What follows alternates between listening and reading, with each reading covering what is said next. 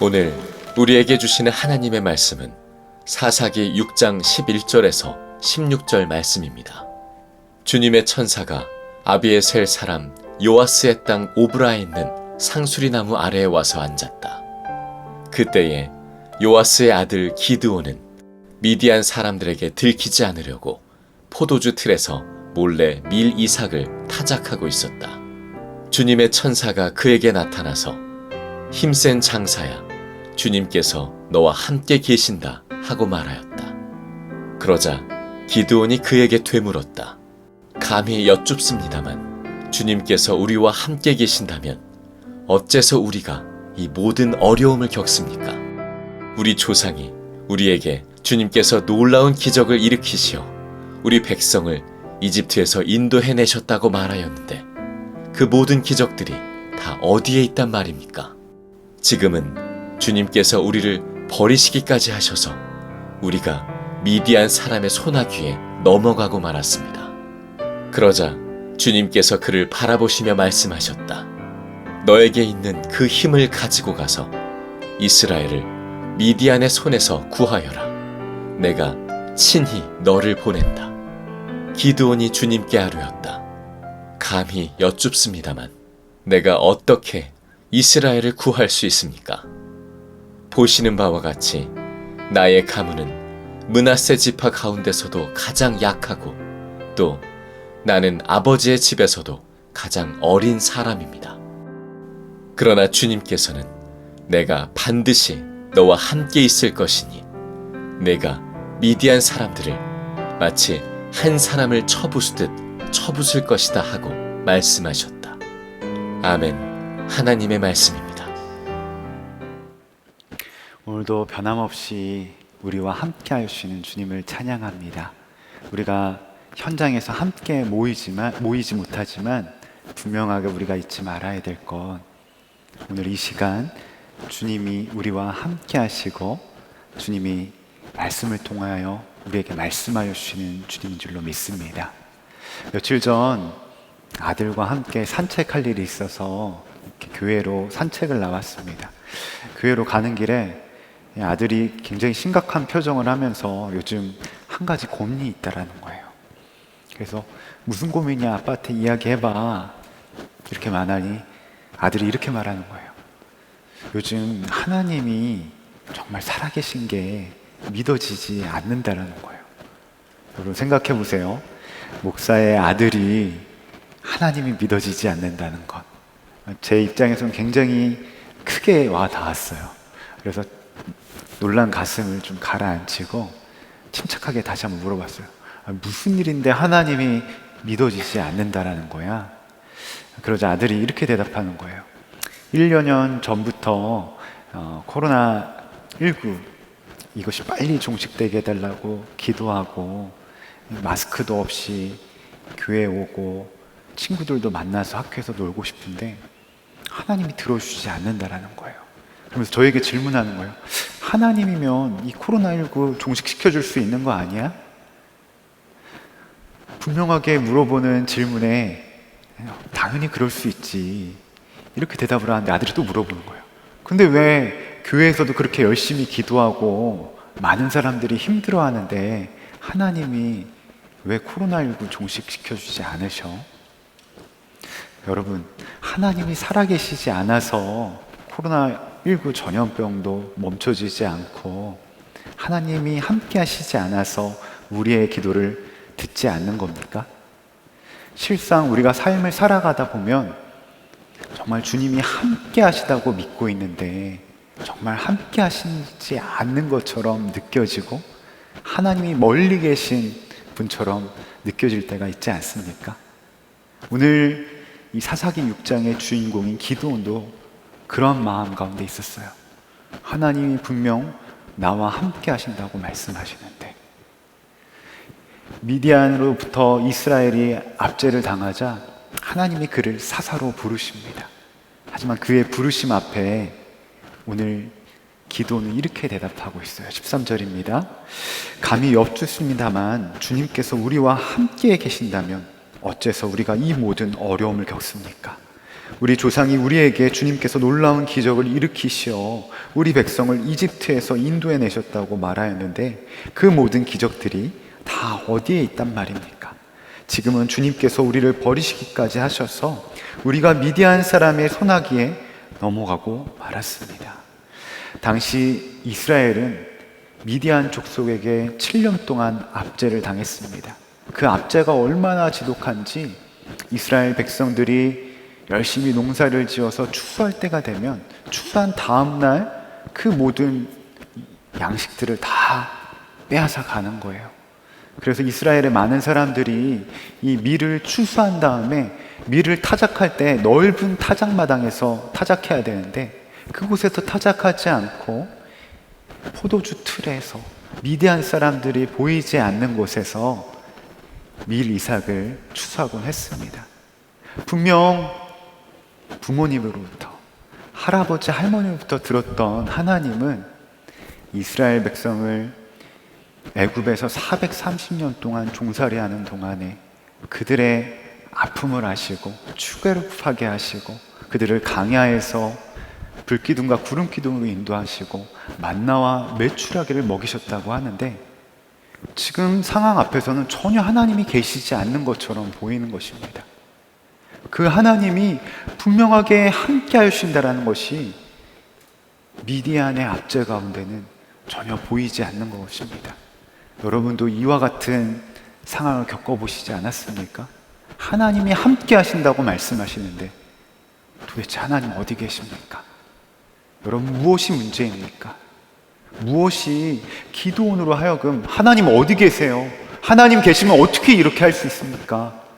이렇게 반문하게 만들었습니까?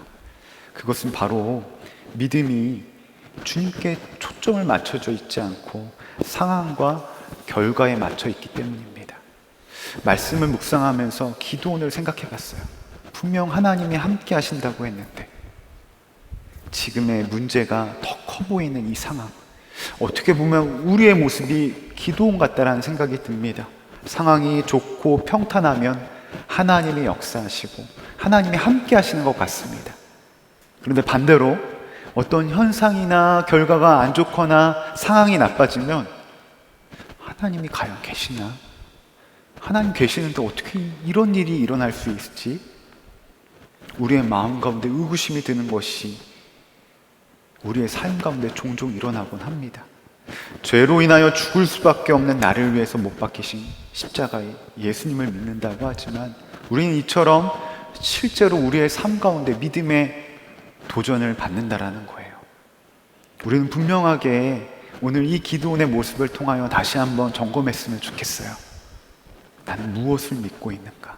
자신의 목숨을 아끼지 아니하시고 십자가에 달려 우리에게 놀라운 구원을 허락하여 주신 예수님을 정말 믿고 있는지, 아니면 예수님을 통해 어떤 상황과 문제, 나의 소원, 어떤 문제가 해결되는 통로로만 믿고 있지 않은지. 예수님께서 벳세다의 빈들에서 말씀을 전하시고 모여있는 무리들이 굶주리는 것을 보시고 제자들에게 명령하여 양식을 구해오게 합니다. 제자들이 구해온 것은 보리떡 5개와 물고기 2마리였어요. 우리가 너무나도 잘 알고 있는 오병이어 사건입니다. 오병이어 사건을 통하여서 많은 무리들이 배고픔이 해결되자 예수님을 쫓기 시작합니다. 그들의 목적은 단 하나였어요. 예수님을 나의 왕으로 삼아서 나의 피로를 채워주신 그 예수님을 따르는 거예요. 예수님이 그 모습을 보시고 어떻게 하셨습니까? 바로 그 자리를 떠나십니다. 왜 떠나셨죠? 예수님은 분명하게 알고 있었어요. 이들이 필요로 하는 것, 바로 나의 배고픔을 해결해 줄 예수님, 나의 문제를 해결해 주실 그 예수님을 찾는 것을 보시고 그것이 옳지 않다라는 것을 아시고 그 자리를 떠납니다. 결국 무리를 떠난 예수님, 무리들도 함께 헤쳐지게 됩니다. 여러분, 그들이 바라봤던 것은 무엇입니까? 그들의 목적은 오로지 떡에 있다 보니까 그 떡이 없어지니까 예수님께로 더 떠나게 되는 거예요. 여러분, 우리도 정말 우리 안에 함께하여 주시고 우리의 삶을 이끌어 주시는 주 예수 그리스도를 믿는다고 하는데 그 믿음의 목적이 어디로 향하고 있습니까? 나의 목적이 나를 위해 못 박혀 돌아가신 그 예수님이 아니 되는 순간 내 상황과 처지에 따라 흔들리는 나의 믿음을 바라보게 되는 겁니다. 현재는 바뀌었지만 감리교는 교단 법상 목사 안수를 받기 위해서는 단독 목회를 해야 했습니다. 저도 목사 안수 가정에 들어가게 되면서 내가 단독 목회할 수 있는 자리가 어디 있는지 찾기 시작했어요. 근데 생각보다 그 단독 목회할 수 있는 자리가 많이 없는 거예요. 마음 가운데 하나님께 기도는 하고 있지만 조금씩 조바심이 생기기 시작합니다. 이러다가 목사 안수 받는 시기가 늦어지는 거 아니야? 이러다가 목사 안수까지 못 받게 되는 거 아닌가 하는 생각이 들자 이제는 나의 방법을 찾아서 좀 해봐야겠다는 생각이 듭니다. 전단지를 찾아보기 시작했어요. 그러자 조그만한 상가 자리가 나온 것을 보게 됩니다. 아, 여기가 내가 목사 안수 받을 수 있는 자리겠다. 저의 목적이 목사 안수에만 맞춰져 있다 보니까 하나님이 이곳으로 인도하시려는지 하나님이 허락하여 주신 자리인지 기도도 안 했어요. 오로지 목사 안수에 맞춰서 목사 안수를 받을 수 있는 곳을 찾아갔어요. 계약을 하려고 하는데 너무나도 큰 금액이 월세로 지출돼야 되고 보증금으로 지출해야 돼서 어렵사리 부모님께 부탁을 드려서 대출을 받았습니다. 계약을 하려고 하루 전날 계약을 하려고 하는데 아내가 그러는 거예요. 여보, 이 방법이 하나님이 기뻐하시는 방법일까? 정말 하나님이 이곳으로 가길 원하시는 걸까? 저는 그 질문이 제 귀에 들어오지 않았어요. 오히려 아내를 핀잔 주며 이렇게 얘기했어요. 당신 몰라서 그래. 이런 자리도 요즘 없어. 이 자리 놓치면 나 목사 안수 못 받을지도 몰라. 결국 어렵사리 계약을 하게 되었습니다. 그런데 놀랍게도 이틀 후에 연락이 옵니다. 시골 교회에 담임 목회 자리가 났는데 와서 목회해 볼 생각이 없다는 거예요. 그 순간 아차 싶었어요. 분명하게 아내를 통하여 주님이 말씀하셨고 저 또한 말씀을 전할 때나 기도할 때나 하나님이 우리의 삶을 이끌어 주시고 인도하신다고 말씀을 전하고 고백하였음에도 불구하고 나의 문제 앞에서는 믿음이 어떻게 된 거죠? 실제가 되지 않고 믿음이 없어져 버린 거예요. 하나님이 분명 목회자로 부르셨으면 그 길을 인도하여 주신 분도 주님이라고 고백하고 있는데 저는 그 고백과 상관없는 삶을 살아간 거예요. 나의 문제가 더 커 보였다는 거예요. 결국 기도를 하니 분명하게 하나님이 인도하심이 무엇인지에 대해서 깨닫게 되었어요. 어렵게 계약을 한 분에게 다시 연락을 드립니다. 어렵게 대출을 받았으니 계약금을 돌려받으면 안 되겠냐고. 그러자 그분이 계약서에 뭐라고 명시되어 있는지 다시 한번 보라고 하더라고요. 그렇습니다. 저는 계약금을 다 날리고 말았습니다. 하지만 이러한 대가지불을 통하여서 분명하게 깨닫은 것이 있습니다. 믿음이 나의 삶 가운데 실제가 되어지지 않는 순간 정말 나의 삶이 예수님을 믿고 있다고 하지만 안타까워지고 비참해질 수밖에 없다라는 것입니다. 여러분, 그렇습니다. 많은 사람들이 힘들고 어렵다라고 말한 이때에 우리는 무엇을 믿고 무엇을 구하고 있습니까? 예수님을 믿는 목적이 나를 위해 못 박혀 돌아가신 그 십자가 예수님이 아니 되는 순간 우리는 믿음이 흔들릴 수밖에 없는 거예요. 상황에, 환경에. 오늘 기도원도 동일한 거예요.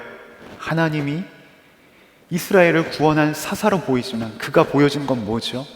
여전히 어려운 환경. 언제 어떻게 더 압제가 심해질지 모르는 미디안 족속의 군대밖에 보여지지 않는 거예요. 그러니 하나님의 부르심 가운데 전 할 수 없습니다. 하나님이 계시면 어떻게 이러한 삶을 살아갈 수 있습니까? 반문하고 있는 거예요. 그런 기도원에게 하나님은 놀라운 말씀을 하십니다. 같이 한번 말씀을 볼까요? 12절 말씀입니다. 주님의 천사가 그에게 나타나서 힘센 장사야.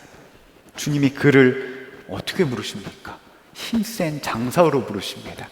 개역개정 성경에 보면 큰 용사로 부르십니다. 여러분, 기드온이 힘센 장사예요? 큰 용사가 될 수 있나요? 미디안 족속에게 추수한 것들이 약탈당할까봐 밀을 포도주 틀에 숨어서 타작할 만큼 소심한 사람이에요. 하나님의 명령에 우상을 섬기는 아버지 집에 있는 바알과 아세라상을 파괴하려고 하는데 사람들을 눈에 띌까봐 사람들이 다 잠들어 있는 컴컴한 밤에 가서 바알과 아세라상을 무너뜨리는 기드온이었어요.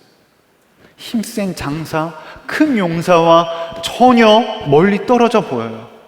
하지만 주님의 시각은 다릅니다. 세상의 기준으로 그는 소심하고 겁쟁이지만 주님은 그를 힘센 장사, 큰 용사로 부르십니다. 여러분, 어떻게 이것이 가능합니까? 주님의 천사가 기드온에게 선포해요. 10절 하반절입니다. 주님께서 너와 함께 계신다. 함께 하여 주시는 주님입니다.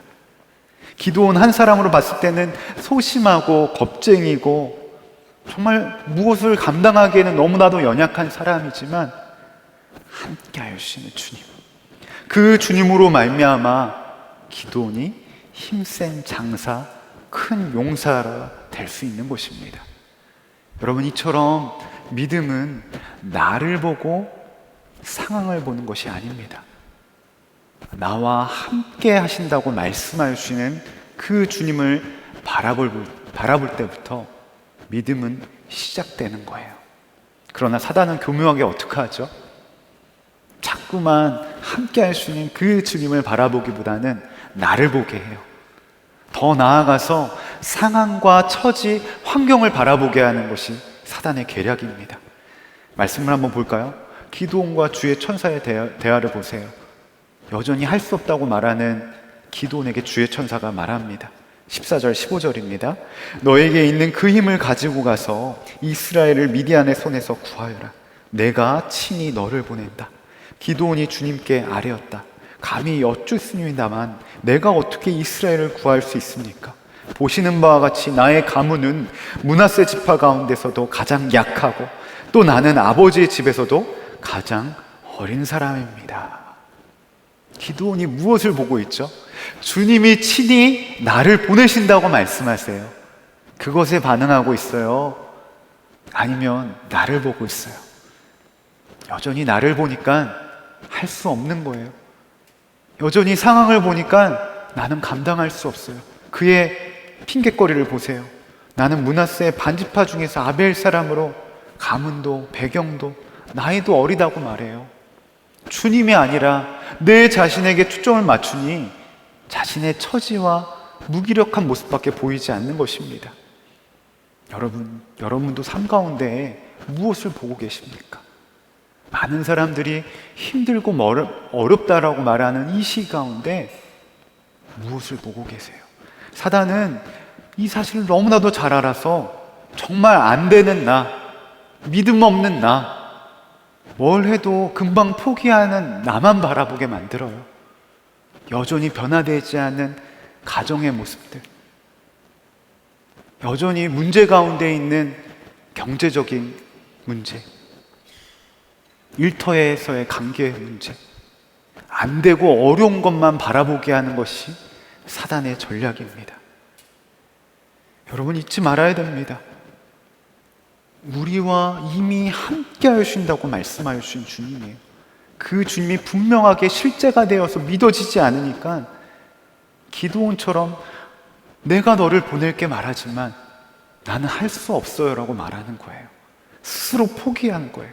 이처럼 우리의 삶에도 무엇을 바라보고 믿고 있느냐가 정말 중요한 거예요. 그것이 주님이 아니게 되면 우리의 믿음은 계속해서 상황에 영향을 받고 요동할 수밖에 없는 것입니다. 그래서 히브리서 12장 2절에 우리가 너무나도 잘 아는 말씀이죠. 말씀은 이렇게 선포해요. 우리 같이 한번 읽어볼까요? 시작. 믿음의 창시자요 완성자이신 예수를 바라봅시다. 믿음의 시작이 누구로부터 시작된다고요? 내 안에 함께 하신 예수님. 그 믿음이 완성되어지는 것도 누구로 말미암아 된다고요? 나와 함께 하신 예수 그리스도. 그렇습니다. 우리의 믿음을 완성시키고 시작시키신 분이 주 예수 그리스도예요. 우리의 믿음이 흔들릴 바로 그 순간이 주 예수님을 찾을 때라는 거죠.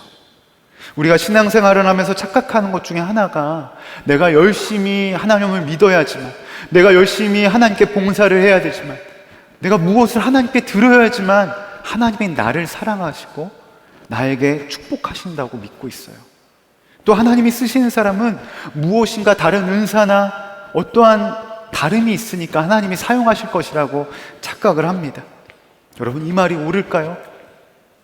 이 말을 들으면서 맞아, 그런 사람을 하나님이 사용하시지, 그렇게 생각하시는 분도 계실지 모르겠습니다. 여러분, 절대로 아닙니다. 기드온을 사용하여 주시는 주님, 전혀 믿음 없는 기드온을 사용하여 주신 주님의 모습을 보세요. 그에게 어떤 열심이 있었나요? 능력이 있었나요? 아니에요. 그저 함께하여 주시는 주님이었어요. 저에게 이제 돌이 지난 셋째 늦둥이가 있습니다. 형 누나와 거의 10년 정도 터울이 있다 보니까 형 누나들이 노는 거 보면 계속해서 따라서 놀려고 해요. 어느 날 하루는 공놀이를 형하고 누나가 하고 있다 보니까 자기도 그 공을 달라서 공놀이를 하고 싶대요. 여러분 생각해 보세요. 이제 돌이 갓 지난 아이가 공놀이가 가능한가요? 자신의 머리보다도 더 큰 공을 던진다고 생각해 보세요. 공을 들기도 어렵습니다. 근데 어떻게 해서든지 한번 놀아보겠다고 공을 던지는 거예요. 근데 공을 던질 때마다 같이 공과 함께 넘어지는 아이의 모습입니다. 근데 그 모습이 왜 이렇게 이뻐요? 형 누나들과 온 가족들이 그 모습을 보면서 계속해서 웃습니다. 이 모습을 보면서 하나님 아버지를 생각해 봤어요. 우리의 삶에도 어떠한 시련과 문제가 닥쳐올 때마다 우리가 넘어질 때 하나님 아버지가 우리를 보는 모습은 어떠셨을까요? 그 모습을 보면서 내가 그러면 그렇지, 너 넘어질 줄 알았다, 넌 해봤자 소용없어, 너 그렇게 하다 보니까 다 안 될 줄 알았어. 그 넘어지고 쓰러진 모습을 보시면서 너는 안 돼, 해봤자 소용없어 정죄하실까요? 공을 던지면서 쓰러진 아이를 보면서 쟤는 운동시키면 안 되겠다, 공놀이 하면 안 되겠다, 그렇게 말하지 않고 그 있는 모습을 기뻐하고 웃는 것처럼 하나님 아버지도 우리의 모습을 보는 모습이 동일하다는 거예요. 우리의 존재 자체가 주님께로 기쁨이신 것입니다. 말씀은 분명하게 이렇게 말해요. 스바냐 3장 17절입니다. 여러분 화면을 보면서 같이 한번 읽어보겠습니다. 시작. 주 너의 하나님이 너와 함께 계신다. 구원을 베푸실 전능하신 하나님이시다. 너를 보고서 노래하며 기뻐하실 것이다. 아멘. 그렇습니다. 우리의 모습을, 있는 모습, 그 존재만으로도 기뻐하시고 웃으면서 함께 하신다고 말씀하셔 주신 주님입니다. 그렇습니다. 어떠한 영적 침체 가운데, 무기력함 가운데 넘어진 나의 모습에 실망하거나 좌절할 필요 없어요. 기도가 안 되는데, 하나님이 떠난 것 같은데, 거기에 반응할 필요도 없습니다. 내가 반응할 것은 무엇입니까? 나와 함께 하신다고 말씀하여 주시는 주님, 나에게 사랑한다고 말씀하여 주시는 그 주님 앞에 나아가기만 하면 되는 거예요. 무기력감 가운데 나는 할 수 없어요, 나는 못해요라고 말한 기드온에게 주님 뭐라고 말씀하신지 보세요. 16절입니다. 주님께서는 내가 반드시 너와 함께 있을 것이니 내가 미디안 사람들을 마치 한 사람을 쳐부술 것이다 하고 말씀하셨다. 우리에게 동일하게 말씀하여 주신 주님입니다. 내가 반드시 너와 함께하고 있다. 내가 너의 아픔도 알고 어려움도 알고 영적인 침체도 알고 있다라고 말씀하여 주신 주님입니다. 나의 어떠함이 아니에요. 내가 열심히 노력해서가 아니에요. 나를 있는 모습 그대로 사랑하신다고 말씀하여 주시는 주님이에요. 내가 할 거는 무엇입니까? 그 사랑을 받기만 하면 되는 거예요. 그 사랑을 믿기만 하면 되는 거예요. 함께 하여 주시는 주님이 내 삶 가운데 실제가 되어질 때 내 삶 속에서 주님이 개입하여 주셔서 역사하시는 것들을 바라보게 됩니다. 다윗과 골리앗 싸움을 보세요. 너무나도 잘 알고 있는 싸움이죠. 무모함 그 자체입니다. 상대가 안 되는 싸움이에요. 그런데 다윗이 어떻게 고백합니까? 사무엘상 17장 46절에서 47절에 보면 이렇게 고백해요.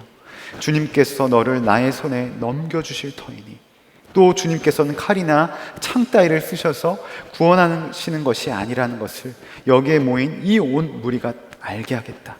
전쟁에서 이기고 지는 것은 주님께 달린 것이다. 애시당초 다윗과 골리앗의 싸움의 상대가 되지 않습니다. 근데 다윗은 어떻게 고백하고 있죠? 마치 이 싸움에서 다 이긴 사람처럼 싸우기 전부터 고백하고 있는 거예요. 다윗이 바라봤던 것은요, 자신보다 큰 키를 가지고 있는 골리앗을 본 것이 아닙니다. 자신보다 더 큰 칼과 무기를 들고 있는 것을 바라보지 않았어요.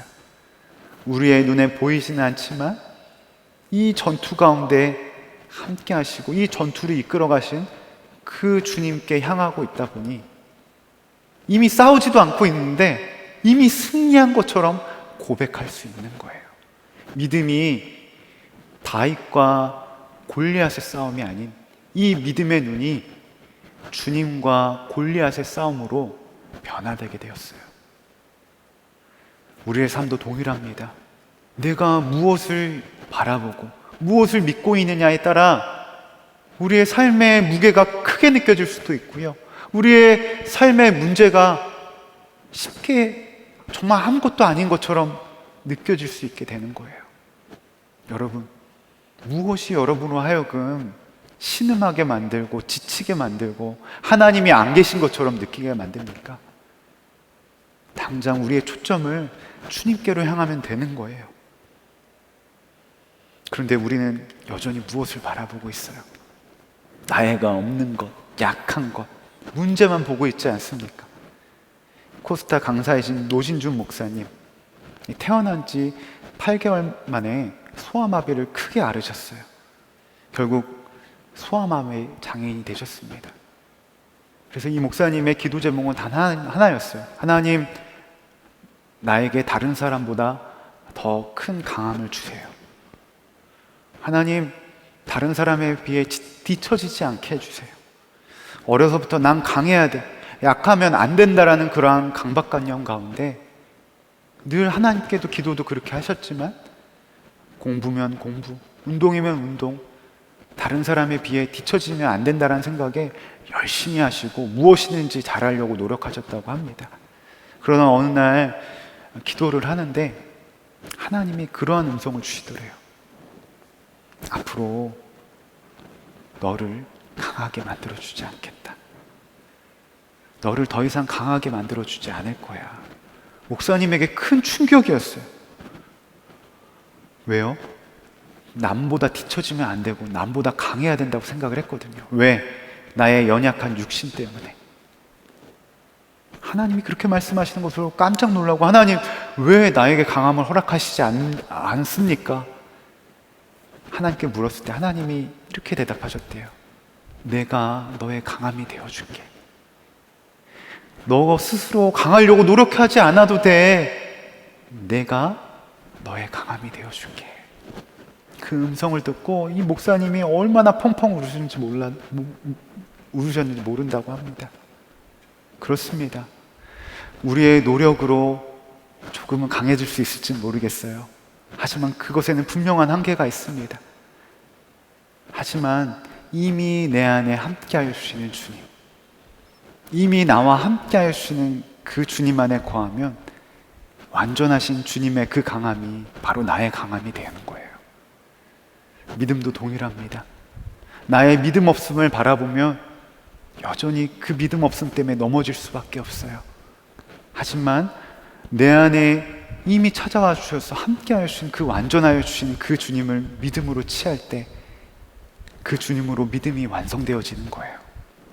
그래서 구세군의 창시자인 윌리엄 부스 목사님은 생전에 만나는 사람마다 이렇게 물었다고 합니다. 당신은 여전히 불타고 있습니까? 당신은 여전히 불타고 있습니까? 왜 이렇게 질문하셨을까요? 나의 힘으로 불탈 수 있어요? 나의 힘으로 계속해서 믿음을 유지할 수 있어요? 아니에요. 이 목사님은 그 사실에 대해서 너무나도 알고 있기에 나와 함께 하시는 그 주님을 향한 믿음, 그 예수 그리스도로 통하여 불탈 수 있음을 고백하고 계시는 거예요. 여러분에게도 동일하게 질문하고 싶습니다. 당신은 여전히 불타고 계십니까? 나는 할 수는 없지만 내 안에 계신 그 주님 때문에 불탈 수 있는 줄로 믿습니다. 그래서 사도 바울은 우리에게 권면해요. 고린도후서 13장 5절입니다. 너희는 믿음 안에 있는가? 너희 자신을 시험하고 너희 자신을 확증하라. 예수 그리스도께서 너희 안에 계신 줄을 너희가 스스로 알지 못하느냐? 그렇지 않으면 너희는 버림받은 자니라. 우리가 할 것은 뭡니까? 우리와 함께 하신 주님께 나아가면 된다라고 사도 바울은 선포하고 있는 거예요. 결국 소심하고 겁이 많은 기드온은 어떻게 돼요? 우리가 읽진 않았지만 32절에 이렇게 기록하고 있어요.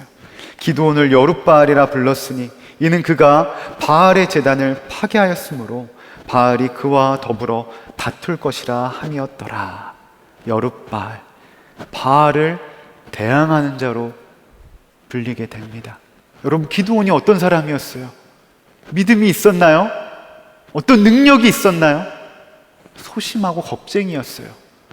하지만 그에게 내가 너와 함께하고 있다 말씀하여 주시는 그 주의 음성에 믿음으로 반응하며 순종하며 나아갈 때 그가 어떻게 됐죠? 여룻바알로 불리게 되었어요. 더 나아가서 미디안의 압제 가운데 고통받고 있는 이스라엘을 구원할 사사로 쓰임받게 됩니다. 그래서 기드온의 300용사를 통하여서 어떻게 됩니까? 미디안을 보기 좋게 승리케 하는 하나님의 역사를 바라보게 됩니다. 여러분, 동일합니다. 우리와 이미 함께 하여 주시는 주님입니다. 우리가 구할 것은요, 이미 함께 하여 주시는 그 주님을 바라보고 나아가기만 하면 되는 거예요. 여러분, 어떠한 믿음의 실패가 여러분의 마음 가운데 주님 앞에 나아가지 못하게 합니까?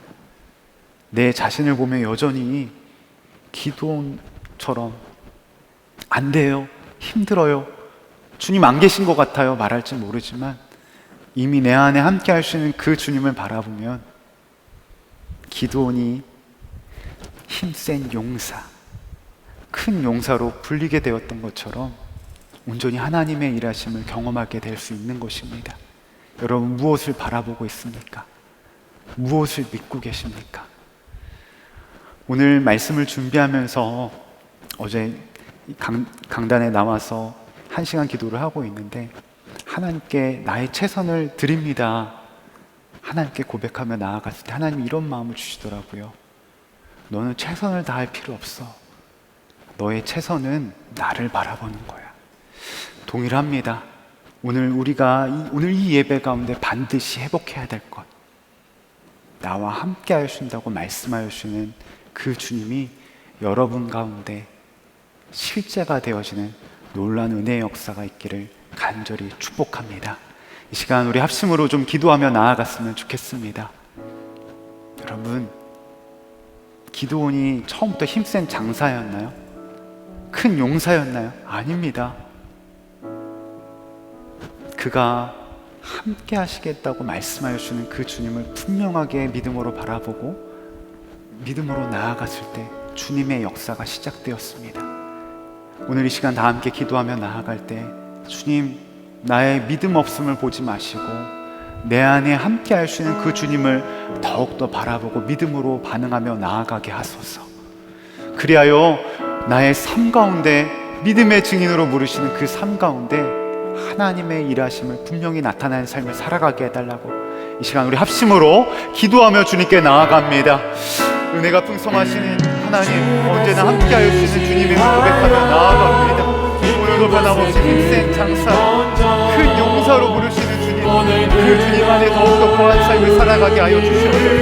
내가 어떠한 상황 앞에서 나를 바라보는 것이 아니라 나와 언제나 함께하여 주시며 함께하여 주시는 그 주님을 더욱더 의지하며 나아가기 원합니다. 주 예수님 언제나 함께하여 주시는 그 주님 안에 더욱더 거하기 원합니다. 하나님 함께하여 주시는 그 주님과 말미암아 믿음의 삶을 살아가기 원합니다. 아버지 은혜를 더하여 주시옵소서. 아버지, 내가 어떠한 상황 앞에서 나를 바라보는 것이 아니라 나와 언제나 함께하여 주시는 그 힘센 장사로, 그 용사로 부르시는 그 주님의 거하는 믿음의 주님의 삶을 살아가기 원합니다. 주 예수님, 우리의 연약한 가운데 더욱더 함께하여 주시는 하나님의 은혜를 분명하게 누리는 삶을 살아갈 수 있도록 아버지 함께하여 주시고 인도하여 주시옵소서. 주님 기대합니다. 주 예수님, 언제나 함께하여 주시고 우리의 삶을 인도하여 주시는 주님임을 고백하며 나아갑니다. 함께하여 주시는 그 주님임에도 불구하고 나는 여전히 내 눈앞에 보여지는 상황과 환경에 넘어질 때 많았고 주님 없이 살아갈 때가 많았음을 회개하며 나아갑니다.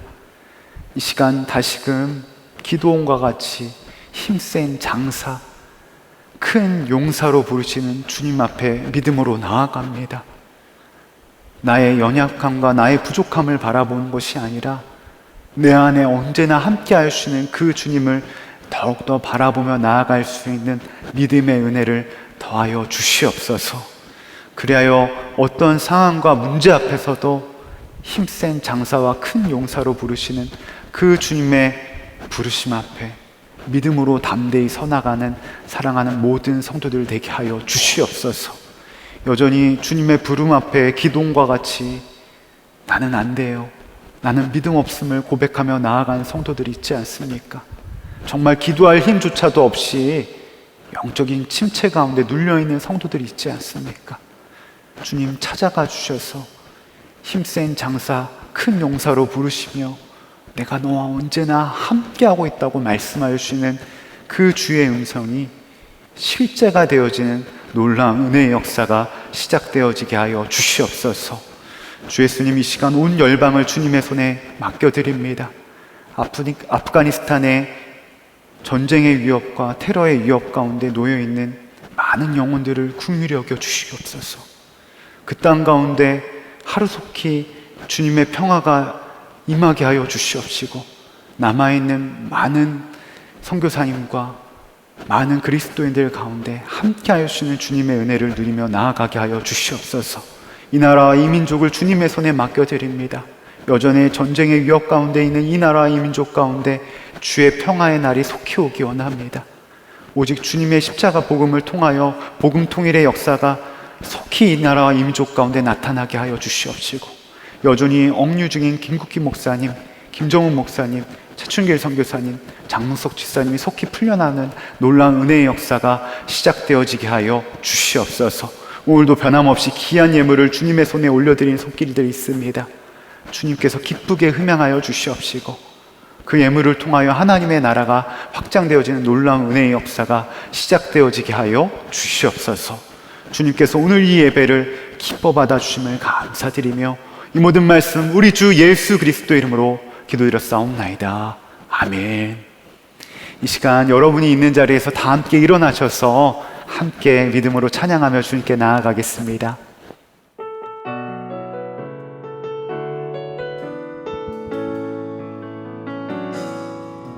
전능하신 나의 주 하나님은 능치 못하실 일 전혀 없네. 우리의 모든 간구도 우리의 모든 생각도 우리의 모든 꿈과 모든 소망도 진실하신 나의 주 하나님을 모든 괴로움을 바꿀 수 있습니다. 우리의 모든 괴로움 바꿀 수 있네. 불가능한 일 행하시고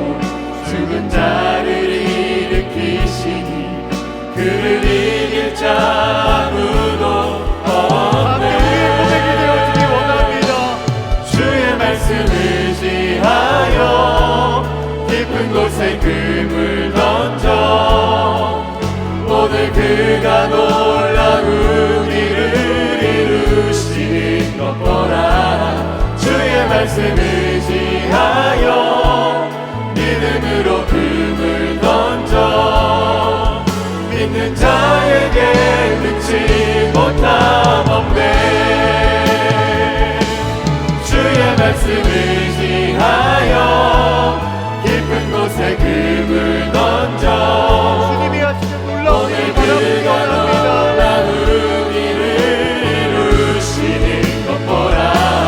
주의 말씀 의지하여 믿음으로 금을 던져 믿는 자에게 능치 못함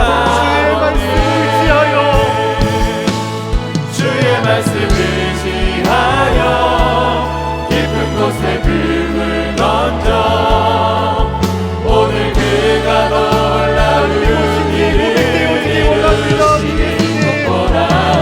주의 말씀 의지하여 믿음으로 금을 던져 믿는 자에게 능치 못함 없네.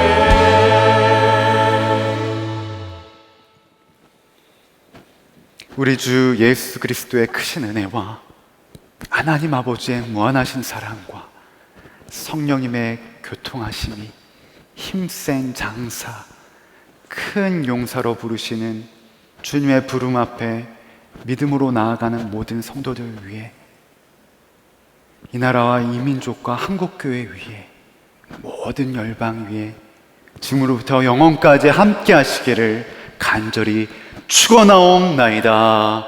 아멘.